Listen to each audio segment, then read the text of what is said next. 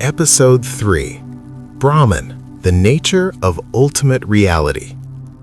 In the previous episode, we spoke about the beginning of inquiry, the moment when the human mind begins to ask deeper questions about existence. Those questions have accompanied humanity for thousands of years. Philosophers, mystics, and seekers across cultures have wondered about the same mystery. What is the ultimate nature of reality? Advaita Vedanta approaches this question with remarkable subtlety. It does not begin by describing the universe in terms of matter or energy. Instead, it asks a far more fundamental question. What is the underlying reality because of which anything exists at all? The sages of the Upanishads use the word Brahman to refer to that ultimate principle. But Brahman is not a god in the conventional sense. It is not a being among other beings.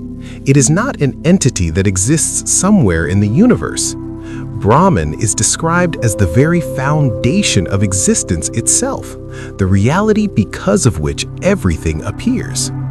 One of the most beautiful definitions appears in the Taittiriya Upanishad.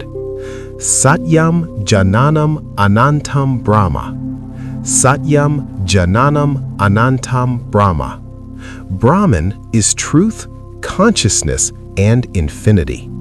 This brief statement carries enormous philosophical depth. The word Satyam means truth, not merely truth in the sense of factual accuracy, but that which does not change with time.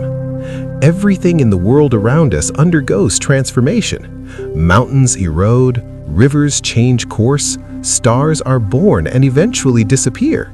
Even our own bodies and thoughts are in constant movement. Yet the Upanishads speak of a reality that does not change.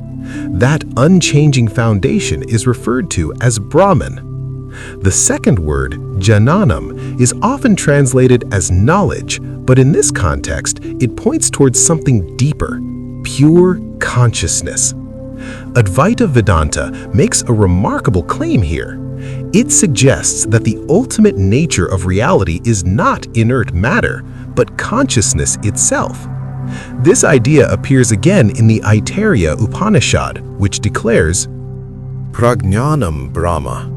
Consciousness is Brahman. In other words, the very awareness through which we experience the world may not be merely a byproduct of the brain. It may be something far more fundamental, the very essence of reality itself. The third word in the definition of Brahma is anantam, meaning infinite. Infinity here does not simply refer to something very large. It means something that has no boundaries at all, something that is not limited by space, time, or form. If Brahma is truly infinite, it cannot exist as one object among many objects. Anything that is truly infinite cannot have something outside it. The Chandogya Upanishad expresses this vision in a striking way. Sarvam kalvidam Brahma. All this indeed is Brahma. This statement suggests that the entire universe, every star, every living being, every particle of existence is not separate from the ultimate reality. Everything arises within it and is sustained by it. Yet this raises a profound question. If Brahma is the fundamental reality of everything, why do we experience the world as a collection of separate objects? Why do we see ourselves as individuals, distinct from the rest of the universe? Advaita Vedanta acknowledges this apparent multiplicity, but it also invites us to examine it carefully. The Brihadaranyaka Upanishad makes a bold declaration. Neha nanasti kinchana. There is no multiplicity here. The sages did not deny the diversity of the world that we perceive. Rather, they suggested that beneath this diversity, there exists a deeper unity that is not immediately obvious to the senses. Consider how waves appear on the surface of the ocean. Each wave seems to have its own form, its own beginning and end. Yet every wave is nothing other than water. In the same way, Advaita Vedanta proposes that all forms in the universe arise from the same underlying reality. This idea becomes even more intriguing when we turn our attention toward ourselves. If Brahman is the essence of everything, then the consciousness through which we experience the world must also belong to that same reality. The Upanishads express this insight through a series of profound declarations known as the Mahavakyas, or Great Statements. One of them appears in the Brihadaranyaka Upanishad.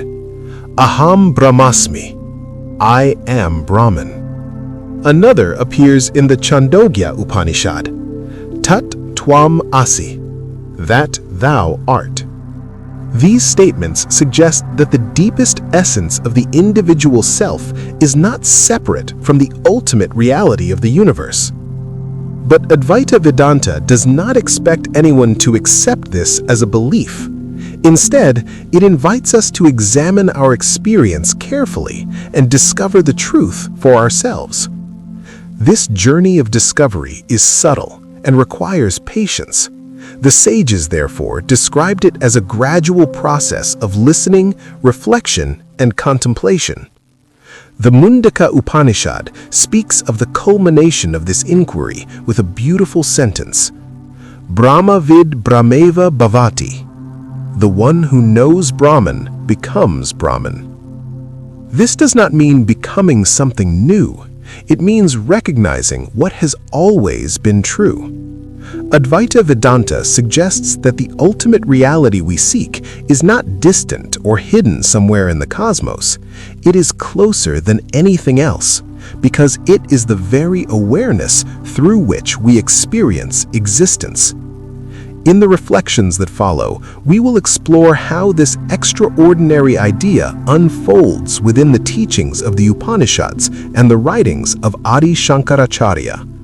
For now, the ancient sages leave us with a quiet and profound possibility, that the reality we search for in the vast universe may already be present within the simple awareness through which we experience life itself.